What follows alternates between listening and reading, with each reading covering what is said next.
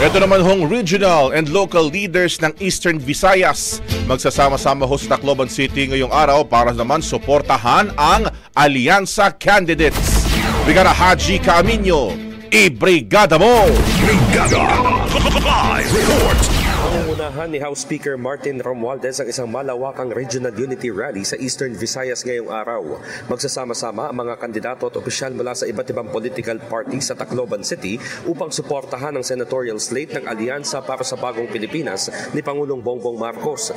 Inaasahan darating sa pagtitipon ng 6 na gobernador mula sa Region 8, 13 district representatives, mahigit 10,000 community leaders at volunteers at mahigit 130 alkalde.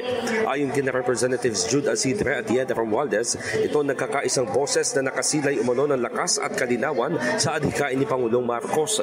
Kapag naugat-ugataan niya ang liderato sa grassroots, umuusbong ang pamamahala sa national level.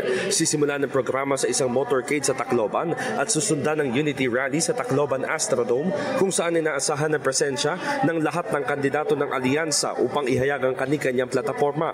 Bukod dito, magsisilbi umanong pagkakataon ng rally upang ipagdiwang ang lakas sa grassroots kung saan ipapamalas ng mga lider ng barangay ang mahalagang kontribusyon tungo sa kaunlaran.